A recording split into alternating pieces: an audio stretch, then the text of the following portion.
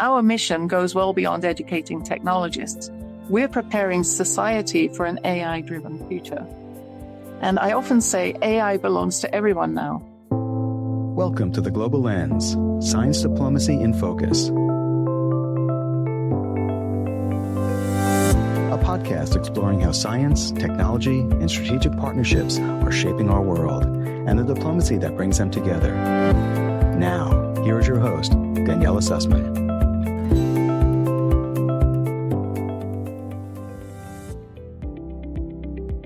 This episode of The Global Lens, Science Diplomacy in Focus is brought to you by Global Signals, a bi-weekly newsletter for globally minded leaders. Each issue delivers early insights into science, innovation, and diplomacy, covering AI, quantum, biotech, space, and health. You'll find emerging signals, international partnership opportunities, and clear takeaways to stay ahead of what's next across the innovation ecosystem and global diplomacy. Subscribe today through the link in the episode description.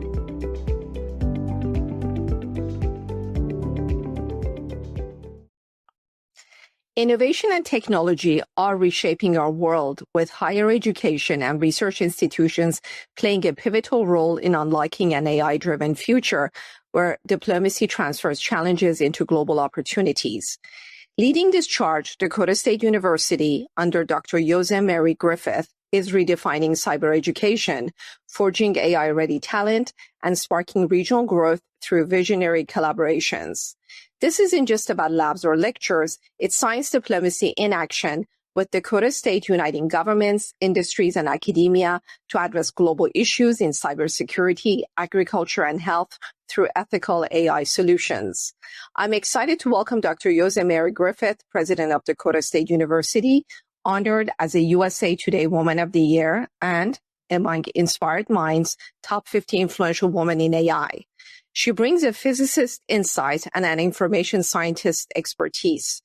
Her career includes shaping policy on the National Science Board, the U.S. President's IT Advisory Committee, the National Security Commission on Artificial Intelligence, and advising the Special Competitive Studies Project, alongside work with 28 or more federal agencies like NASA, industry giants like IBM and Apple, and global bodies like NATO and the United Nations. Since 2015, she has turned Dakota State into a cyber leader with the Madison Cyber Labs, driving breakthroughs in security, digital agriculture, finance, and health. As she steps into the newly created chancellor role at the end of this academic year to champion DSU's cyber mission nationally, her influence on AI in education and policy endures. Dr. Griffiths, welcome to the Global Lens, Science Diplomacy in Focus. Thanks so much for having me, Daniella. It's an honor to be with you today. Dr. Griffiths, what inspired your vision to transform Dakota State University into a cyber powerhouse at the intersection of AI, education, and policy? Well, when I first came to Dakota State back in 2015, Dakota State University was an institution performing really well in computer science and cybersecurity related education. It had received National Center of Excellence, Academic Excellence designations by the National Security Agency and Homeland Security. Those designations were in cyber defense, cyber operations, and cyber research. And it's worth noting that today only 11 academic institutions in the country carry all three of those designations. So we were in a small group. And while this was an accomplishment and a great strength for Dakota State, I was concerned that it would be almost impossible to retain a leading position without being more actively engaged in research relating to those educational strengths. So in 2016, we started to float the concept of the Madison Cyber Labs. We're based in Madison, South Dakota. Our Madison Cyber Labs, or we call them the MAD Labs, for conducting applied cyber research in support of national security and industries important to South Dakota. And my early research in machine translation, neural nets, and agents evolved. I had become fascinated by how AI was reshaping not just the technology, but society at large. And I realized that DSU could play a role in that transformation, actually a leading role in that transformation. We began building programs that merged AI, cybersecurity, and policy.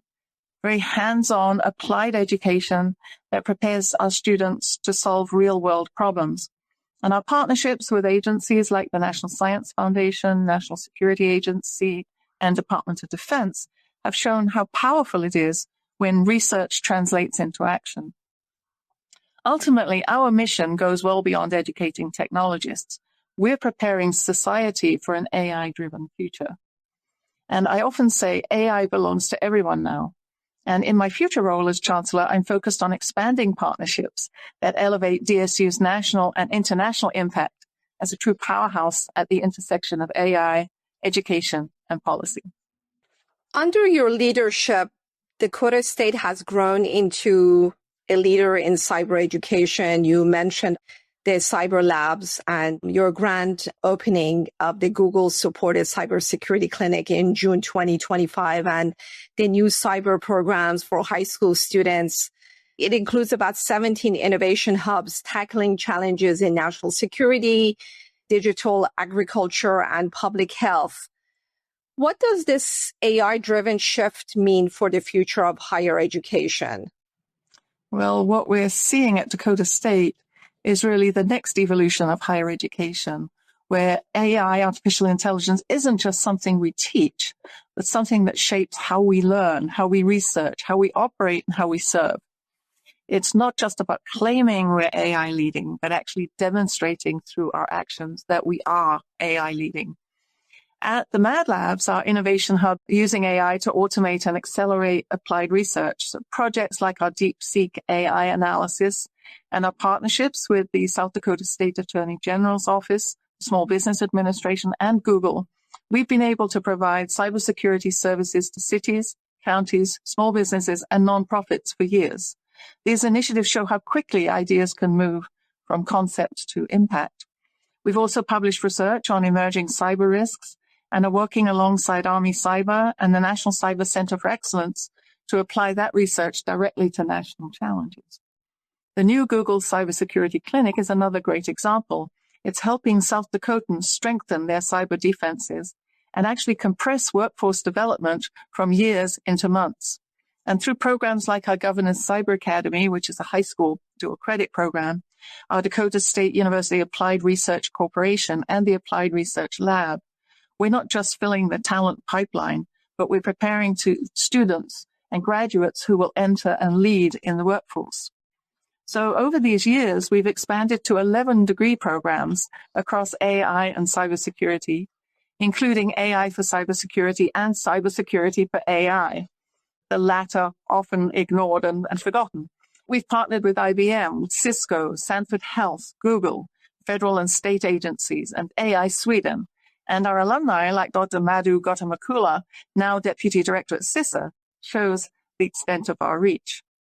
Ultimately, this AI-driven shift is redefining education itself.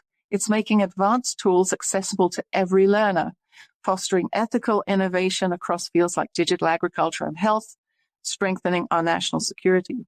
The future of higher education will be both human-centered and AI-empowered, and DSU is proud to be leading that transformation. Thank you for articulating that so well. I want to go back to the programs that you launched for high school students as well as international partners, which you just highlighted. How is Dakota State empowering these new players from emerging regions and industries to global universities to join this era of AI innovation? If you can expand on that a bit. Well, we believe the future of AI innovation has to be inclusive, and that starts with access. So our new cyber apprenticeship program, along with the cybersecurity clinic, is designed to democratize opportunity for all learners, from high school students in South Dakota to professionals across emerging nations. These programs make cybersecurity and AI education accessible to people who might never have seen themselves in tech before. We're also building global trust through transparency, developing open standards for ethical AI, and working with partners like the EU, UK, Sweden, Australia, and Korea to promote responsible adoption. Early in my career, I worked with NATO and the UN on science and technology policies, and it's exciting to bring that experience to DSU's global collaborations today. A great example is our partnership with AI Sweden.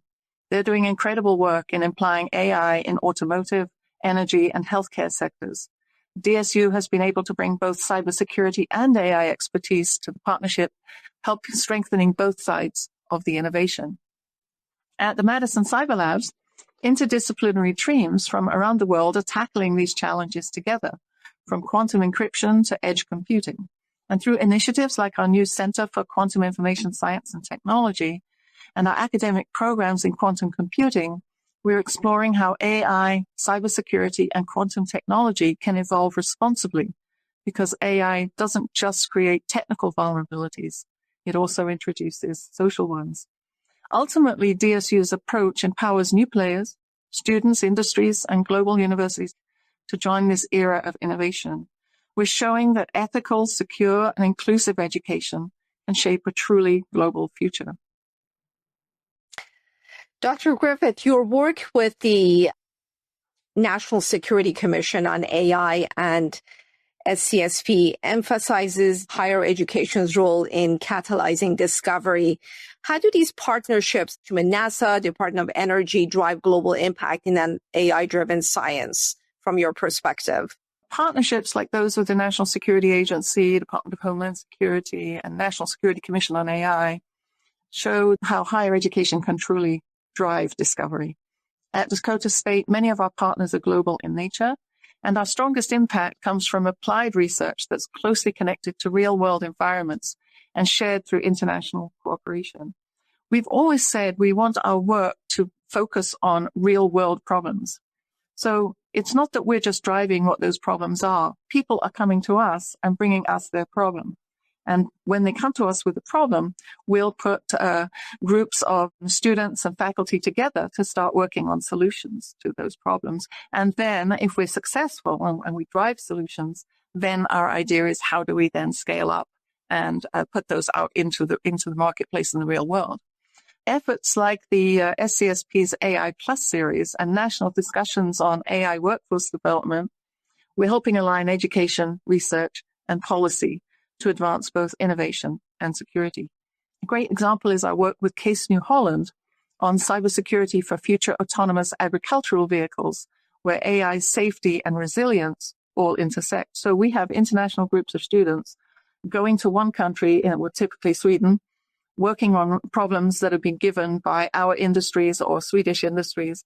And then those students come to the United States, to Madison, and they work and continue to work on those problems. And they come up with several very, very interesting results I think this is the 5th year of the program that we're starting. So it really is very exciting to start expanding the kinds of offerings that we're making for our students and for our faculty, and therefore for our industries. These collaborations, in effect, act as science diplomacy, establishing shared standards for data, transparency, and ethical AI. And with engagement across more than 15 state and federal agencies, we're showing how AI can strengthen global resilience in areas like health and food security. You talked about solving real-world issues in cybersecurity and beyond. I want to talk about the October 2025 partnership you had with LifeScape for protective clothing. It shows AI's role in public health, and it demonstrates how AI is a platform for international collaboration and shared wins. If you can expand on that a bit. Yeah, the LifeScape partnership is a great example about what we mean by applied research and applied creativity. That project really wasn't about AI or public health. It focused on using 3D printing to design protective clothing for people who care for protected populations. And it reflects the same mindset, though, that we bring to all our applied labs at Dakota State, solving real-world problems through innovation and collaboration in an iterative process. We don't go straight to an answer. We try things out. We work with the people who brought us the problem. We work collaboratively to see if things work, if they're right, if there's a good fit, if it's going to work in the long term. And then we're able to move forward to finalize product or service that we've designed. So at the Mad Labs, we're developing shared data sets and models that make AI a platform for international cooperation. And these collaborations bridge geopolitical divides and create new forms of science diplomacy. We're also working on AI-driven projects in areas like digital agriculture, energy, and finance that, again, align with global sustainability and climate resilient goals. So whether it's 3D printed innovation or AI research, the impact comes from collaboration, using technology as common ground for solving problems that make everyone matter. And the benefit of doing this, the benefit of this approach to research is we involve our undergraduate students as well as our graduate students. So our undergraduate students early on are engaged in research alongside our faculty and coming up, understanding real world problems, breaking them down, if you like, into pieces, and then working collaboratively to solve pieces of the puzzle and then pull them back together again. It's a tremendous opportunity for our young students. And I think it reflects in their resumes when they start applying for jobs. They're able to show the work that they've done. Many of them have already published and spoken at international conferences. And that allows them to be very good first-time employees for anyone. So we have a very, very high placement rate of our graduate students. And that also helps attract other students to come to the university because of that unique research and innovation system we have. I'm going to move the conversation to the global AI standards and data sharing. Dr. Griffith, in your view, who or which sectors are best positioned to shape global AI standards, data sharing, and education frameworks as technologies like quantum computing outpace regulation? And what role could Dakota State play in guiding that process? Okay, well, I think the sectors best positioned to shape global AI standards are those that bring government, industry, and academia together. So groups like the Office of Science and Technology Policy, the National Institutes of Standards and Technology, and the SCSP. That mix is essential for building frameworks that protect people without stifling innovation. Everybody's voice needs to be heard, and it's quite an effort to bring everyone together, and it may seem to slow the process down, but in the long run, it actually speeds it up. If people who may dissent are involved from the beginning, and then we can move to see if we can find alternatives to the barriers that seem to be in place. Though internationally, organizations like OECD are also key because they bring diverse perspectives to the table. And at Dakota State, we've worked to try and make sure that those conversations include access for emerging countries where affordable open AI tools can make the biggest difference. So we tend towards an open framework in what we do. DSU contributes through our applied labs and our academic programs, which directly inform U.S. policy decisions on AI and cybersecurity, from bias mitigation to ethical AI design. Our research draws heavily from my earlier work on national commissions, where we focused on responsible innovation. We're proposing frameworks that build stronger workforce pipelines in cyber, AI, and health, so that shared breakthroughs can happen faster and more securely.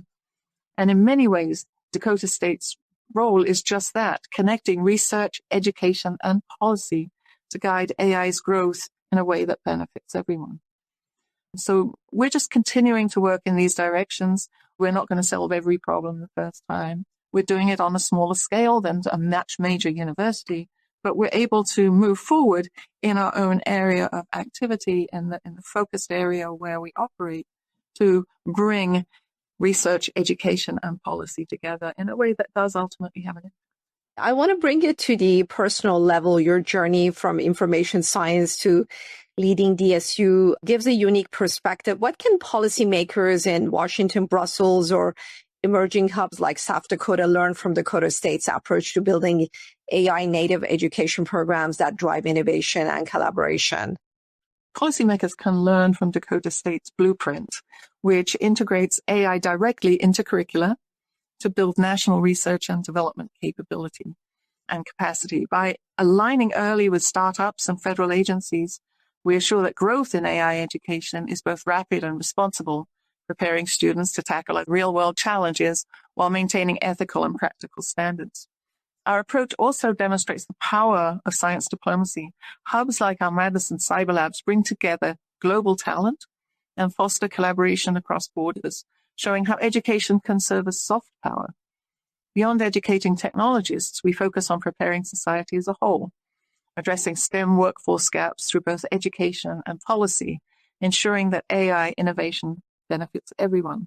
And I just want to add, I go to a lot of policy development meetings in Washington, D.C. and Brussels, etc. In Canberra, I've been, and other parts of Europe.